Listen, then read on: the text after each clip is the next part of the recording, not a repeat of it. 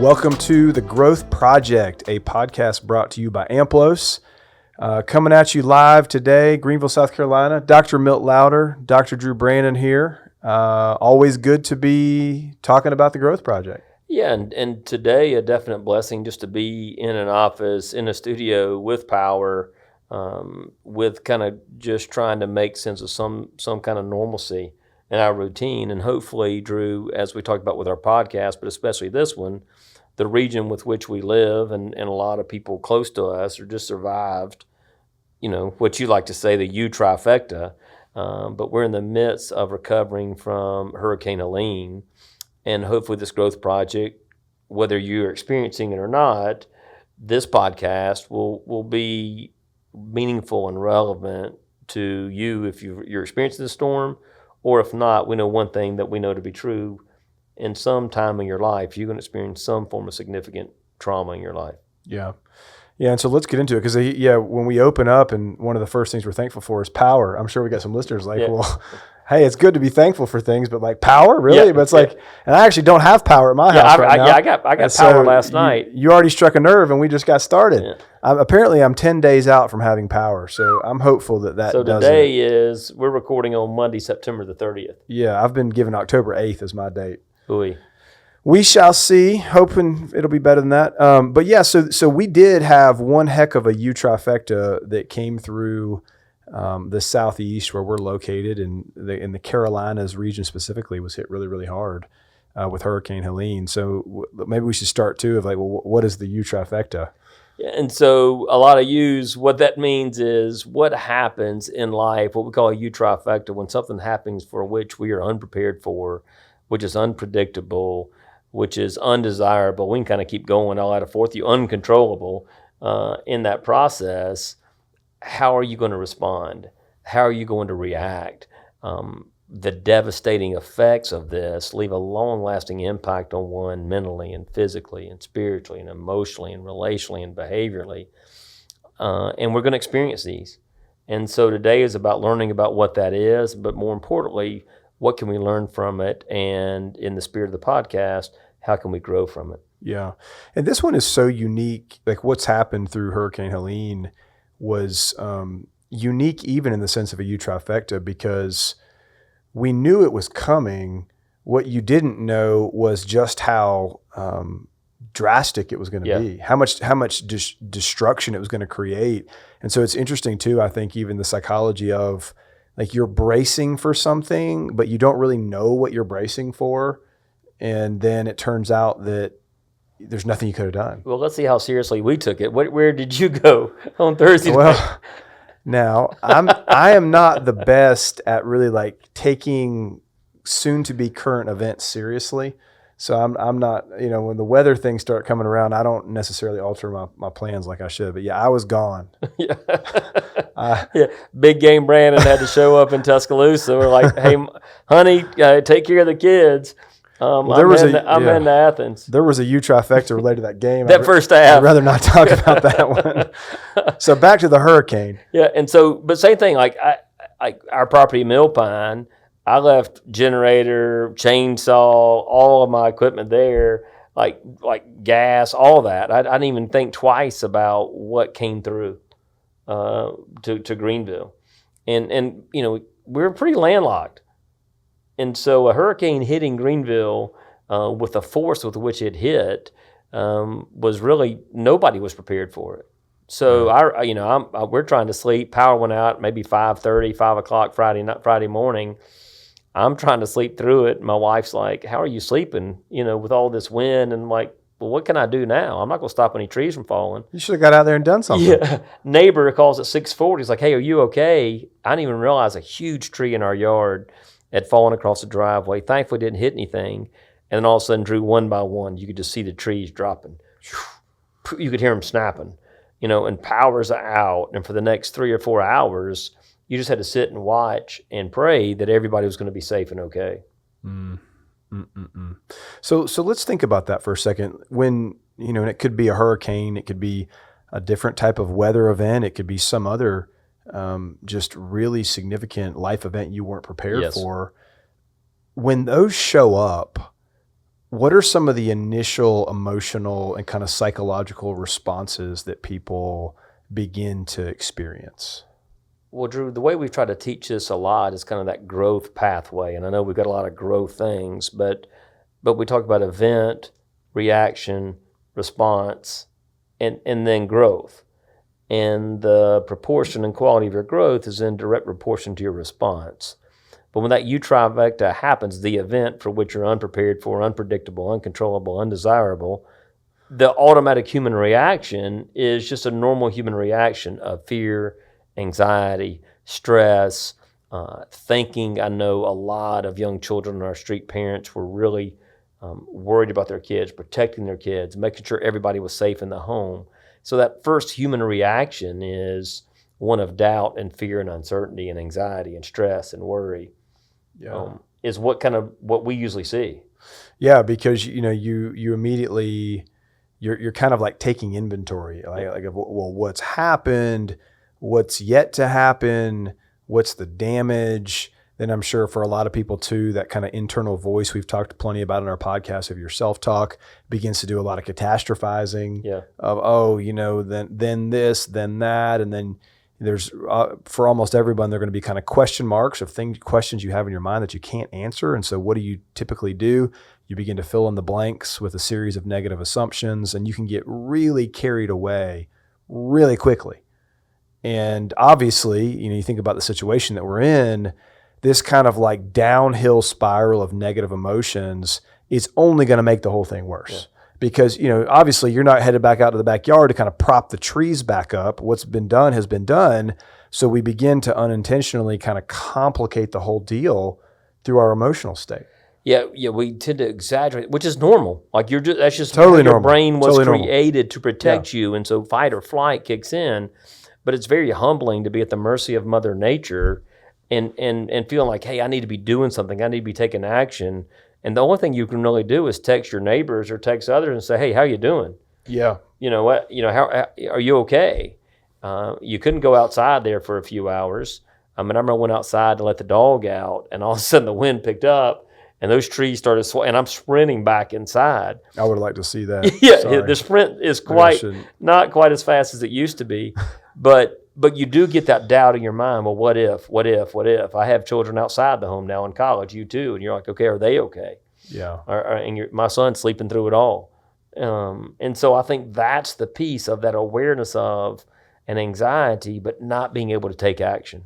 Right. There's nothing you can really do to stop it or make it better. Yeah. Well, I think there's an internal kind of inherent human tendency, like to be protected. You want to protect, and you can't. Yes. So your desire and instinct to protect people you care about probably just puts you in more of an internal turmoil because you can't do it. Yeah. It's that lack of control. It's just another layer in which you're lacking control that you'd like to have. And it goes back to that quote I've used here a lot, where Caroline, my wife, sent me about great husbands making poor gods. There's nothing more human than watching something like this happen. Well, there's not one thing I can do to stop it or make it better or protect those that I love. Right. And that's a very humbling and human feeling. Yep. And having to deal with that in a very human way in that space of time, that's the reaction. Yep. Yeah. And so, let's get into this a little bit too, because I do think it's important to put in perspective just how damaging this has been. Yeah, it's hard to experience. I had a leadership group supposed to be coming into town from Atlanta, and they were not affected. Yeah. I mean, you said you're driving back to Atlanta. Well, I drove through Atlanta on Friday on the way to Alabama, and you would have never known. Yeah. I don't think anything happened. Yeah. Which is just 2 hours south of where we sit today. And so this area that we're in, and Greenville is better than our neighbors in western North Carolina. I think as of yesterday, 750,000 people in South Carolina were without power, 250,000 in Greenville County, about 86% were still without power. There's right now, an hour ago, over 110, 115 people dead. Yeah. People are stranded. Asheville has zero water, zero power. No roads are impassable. Yeah. I just read an article where one guy hiked 11 miles up a mountain, 2,000 or 3,000 feet of elevation to get to his elderly parents because he couldn't get contact with them. And so those are the devastating effects. School's out here for the next week, at least. You aren't going to get power back for 8 days now. Right. Your basement's flooded. Yep. Gone. And I mean, homes are destroyed. One small blessing in disguise, an elderly woman, just the matron saint of our neighborhood, she got up in the middle of the storm to use the bathroom. While she was in the bathroom, a tree fell on her house and hit her bed. Oh, my goodness. I mean, think about the timing of that. Wow. Yeah. And so that's a devastating impact. I mean, with social media, you can just go Google Helene images. And so as bad as we've experienced here in Greenville, it's much worse in Asheville right now. I mean, it's people are still fighting for their life in Asheville, and there's thousands of people that you can't get in touch with. Right. And the economic impact, last I saw, was predicted between $145 to $160 billion, making it we do have inflation to account for, but making it one of the most costly storms ever. Man. Yeah, and I mean, I think the footprint was large, right? And so, and we know a lot of people listen to this podcast weren't affected by that, and so be thankful. But I think it's important to recognize current events like this pop up and happen, that there's hurting people out there, and there's different versions of that. And so I also think a worthwhile way to challenge even maybe some of the listeners is to well, who are the hurting people in your neck of the woods right now? Yeah. And I think it's interesting. It's one of the things that I've noticed in the past couple of days is when something big comes through town like this, so like a hurricane and some type of huge weather event, people, and this is a good thing, they jump to help. Yeah. They want to get in the hey, what do you need? How can we? I had a buddy text. I was not in town, but again, he texted on Saturday morning. And he was like, "Hey, I'm heading out to just drive around and just find people to help. So let me know if you need anything. Do you have neighbors that need anything?" And that's such a beautiful response. Yeah. And then the cynic in me is like, well, why do we need a weather event to develop kind of that mentality of I want to help? Yeah, and so that's the great challenge when people go through a traumatic event, whether it's a death in the family and an illness. That U-Trifecta, what you see is this huge outpouring of support early on. Yeah. And the hardest time for people going through that trifecta is about 6 to 7 weeks after. And like you said, when our brain becomes accustomed to the trauma, it just kind of normalizes. And 2, the good and bad of life as life goes on. Yeah. You and I have both experienced that, even with the death of our dads. Yeah. Yeah, the good and bad. Your life will never be the same. Right. But the good and bad of life as life goes on, so it forces you to get back in the game, even if you don't want to. Mm-hmm. But we know trauma can, and in families especially, can tie you together or tear you apart. And so it has been nice, those stories and examples of a community going through a U-Trifecta together. And I think that's one things we know about trauma is the universality of experience. So if you go through something together, it has kind of galvanized. Even Caroline, I mean, you hate to say it's like a war zone, but it feels like you can't almost even move or navigate in our neighborhood. There's no lights on. But she goes, it almost is like a throwback because families are out walking the street. Dogs are running and playing. You're having conversations with people you don't ever have conversations with. You're running a chainsaw side by side. You're whoever can go get food and get food. Mm-hmm. And so kind of going through something together, it did kind of galvanize and unite us in a way that we haven't been connected. Yeah. It's brought back a few memories kind of as COVID. Although I know COVID was a little bit different. You got to, your social distancing, but it was the same kind of thing where there wasn't anything going on. Yeah. Everybody was just going outside and, being around their neighbors and stuff because just that, there was nothing happening. And then just checking in. Yeah. And I'll have to give our listeners some credit. It's been really nice to get some texts from people all over the country. Hey guys, I just read about Greenville. I just heard about Greenville. My colleague as an intern in Clemson in 2004, Laura Helton, we don't stay in touch very often. I got a text from her last night. Huh. Hey Milt, just read about Greenville. Just saw what happened. Are you guys okay? How's the family? Which is really touching to have people that you haven't seen or talked to in quite some time just reach out and check in. Yeah. Yeah. No. Okay. And so just that idea of the way different forms of kind of trauma trigger Yes. a charitable response. And man, what a cool world we'd be living in if we were able to sustain that or maintain that, even in kind of a more status quo environment.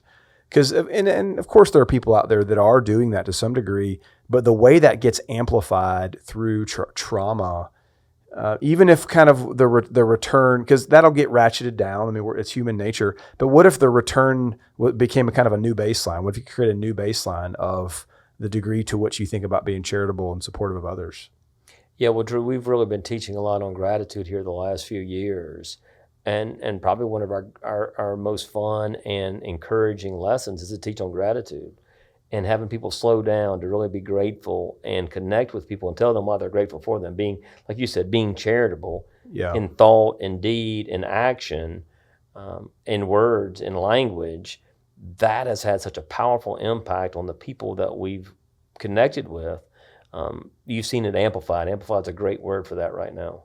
So let's think about this question too. And again, I don't want this to become like, hey, we're going to kind of get on our moral platitudes here, like tell everybody what they should be doing. Yeah, let's go preaching. But I did. And another example was someone said to me, they made the comment about how, because we don't have power, they were like, yeah, it's been so great. We lit candles and we were just playing like board games as a family. And I thought, you can do that anytime. You don't have to light the candles, but you can like not have the TV on and not be on your cell phone and not like, and you can play board games as a family. And by no means is that like the only worthwhile thing to do as a family, but it is interesting when we come to a halt, we're forced to slow down, where it's like this forced halt, and people have these strong internal reactions about like, well, isn't this so great? Well, if it's so great, go recreate. Like do it some other time. Yeah. You don't have to wait till you can light the candles anytime you want. Yeah, if you like playing board games, it's wide open. So let's think about. So we got this reaction, just a human reaction. We've seen some unbelievable responses of pace and connection and charitability and gratitude and people showing up. So what can we? One, give yourself permission to be human. I mean, that's going to be a lesson you hear from us all the time. So if you're still in survival mode and you're still recovering, that's normal. Give yourself permission to be human. But being human means you get to choose a different response. So what are some things that people can do, whether they're experiencing Hurricane Helene and those after effects or other trauma and U-Trifectas in their life? What are some of the responses that we can be proactive? What we're saying right now, if we had to summarize, is pay attention to some of the lessons you've learned there. Hey, this is great. Wouldn't it be great if? And try to create some kind of habit or structure in your life around that. Yeah. Yeah, I think another one would just be, and I don't think that we all do this intentionally or consciously necessarily, but we are great in life at being like really focused on us. Oh, yeah. Like we're great at that. And I think one of the ways you get through a traumatic event like this, one of the ways you get through something that is significant as this is you get out of your own mind and you focus on what you can do for somebody else. Mm-hmm. Because all of us could dwell on like, yeah, my basement flooded. And is that good news? It is definitely not good news. But I'll tell you, the moment I stopped feeling sorry for myself was the moment I started getting texts coming in of people who had a massive tree come through their entire house. Yeah. And I started thinking like, why am I feeling sorry for myself?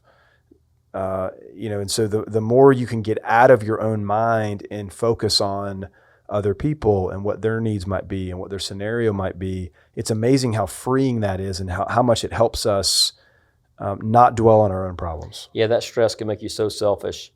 And the best way to help yourself is to help somebody else. Yeah. And I think that's what you're seeing in spades right now, of people going out of their way and not making it about them, but making it about other people. Yep.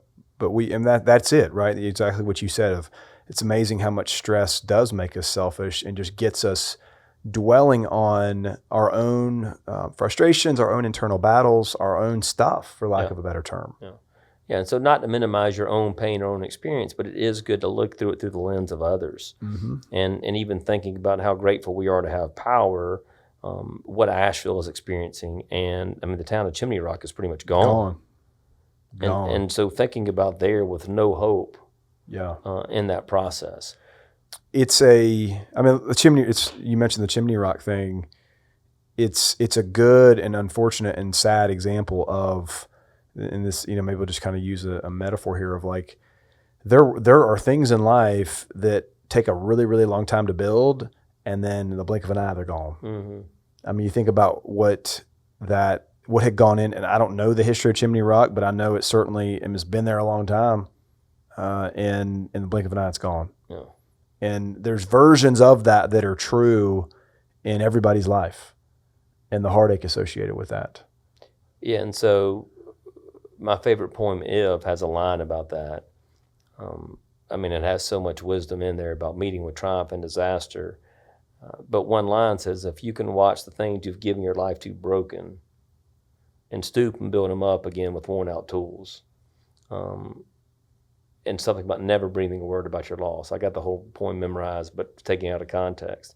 And so I think that's that piece, that whatever you spent your life building and watching it gone in the blink of an eye, and find a way to keep moving on, find a way to rebuild, to find value. Think about Edison's great response wow. When he watched his whole plant burn, and he said, although I'm 67 years old, I'll start over again tomorrow. Yeah.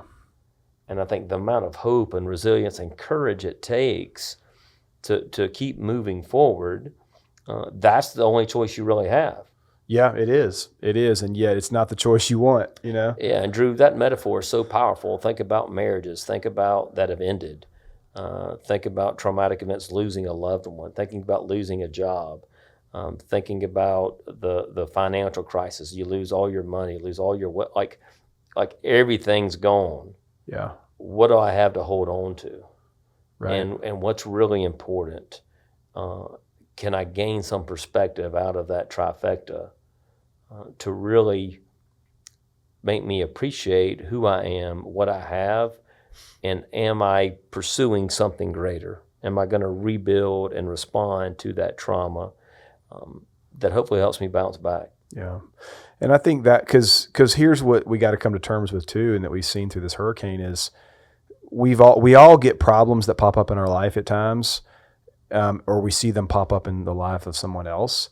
And the solution that we want isn't available now, nor will it ever be. Yeah. So like when you come to terms with the fact that like you can't provide the ultimate solution this person needs and the solution you want to provide, then what do you do?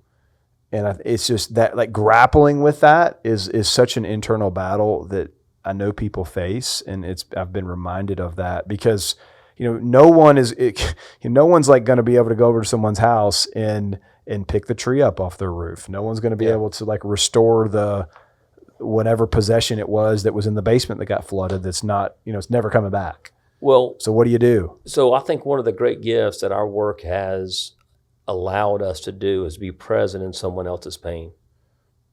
And we can't take away the pain.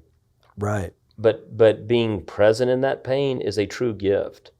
And when you're going through something difficult, the research really suggests you got to have something to hang your hat on, something you're good at, something that motivates you. But you have to have a good support team. And some of the best stories that have come out of these traumatic events have been the people that have just showed up. I mean, think about your friend riding around with a chainsaw in the back of the truck. Yeah, that's awesome. That just shows up. I mean, you said you texted your neighborhood group. Yeah, and I did not have a chainsaw, needed one, and I texted my church neighborhood group, and then I misplaced my phone. I couldn't find it. So people had responded, but I hadn't responded. And so one of the guys just showed up I look out my window, he's pulling in the driveway with a chainsaw. Yeah. And then didn't just bring it over, but cut up some trees for me.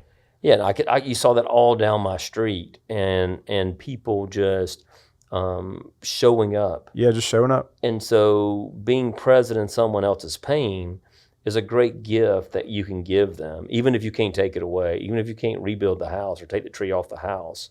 I think that's something that we can learn from this that hopefully will stay through this process. The other thing I'm thinking about is, as my old supervisor used to say, and I say this so much, as you said, when it happens to you, that door will never open again. Right. That just was shut. But the old saying, when God closes one door, he opens another, but it's hell in the hallway. And so what that hallway represents, like you don't know how long that hallway is going to be. It's also dark. Yes. Because I got no lights. And can you walk in that hallway with someone? Can you walk forward in faith? Can you have the courage, and as Billy Graham said, courage is contagious, to kind of keep walking forward? Because we don't know what or when that door is going to open. Yeah, there's just, the more we talk about this and kind of develop the concepts and the realities that come along with an event like this, you can see that, what the observable destruction is just the tip of the iceberg. Yes. With all that's taking shape and taking place around something like this. And heck, you're right. Like we got a bad dose of it here, but contrasted to Western North Carolina, I mean, we're super fortunate.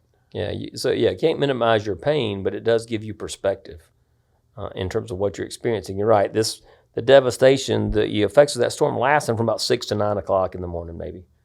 Which is shocking. That's, to me, that's not a long period of time.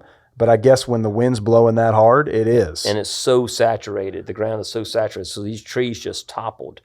But you think about the lifelong effects that it has on. So I know so many people said, I don't want my children to see this. That I don't want them to be so terrified.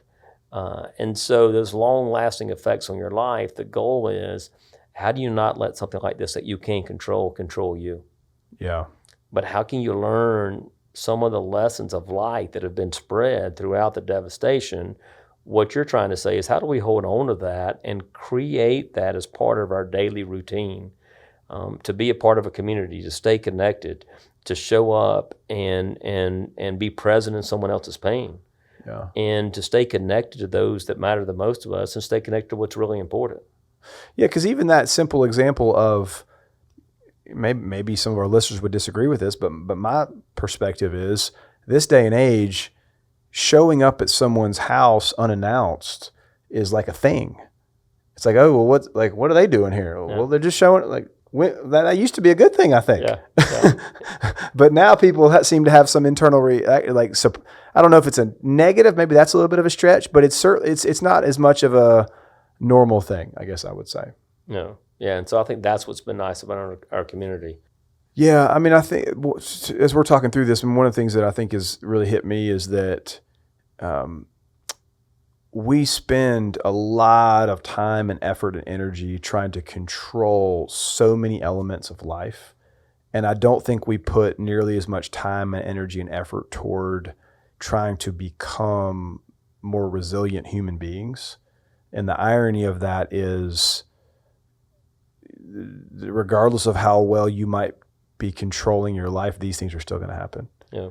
And so, what are you doing to promote not just resiliency in your life, but to build a life that includes some of the things you just said? That's a healthy community and great support systems and perspective and practices that support all of that stuff. Yeah, I think it's hard to have resilience if you aren't in community and connection. Yeah, it is. It's extremely hard. Abraham Lincoln said, a problem shared is a problem halved. And so to build that connection of community, and I can't think to how many times have we talked about this in our teachings, how loneliness has become an epidemic. Right. And how many people are trying to go through something alone by themselves. And I think that's part of being connected to something greater than ourselves and community. Whatever you're experiencing, difficult times, bad times, how are you using it to tie you together?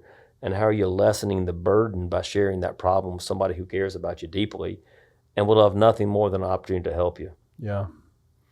Yeah, so I think, there's a lot to this, obviously. And so I think even as we kind of move toward a close, we wanted to offer our listeners, the Amplos, or the Growth Project team, is actually going to post in the show notes of the episode some links to the Red Cross. Yes. and ways you can support the support efforts that are going to be going on for quite some time, I think, throughout the Carolinas region.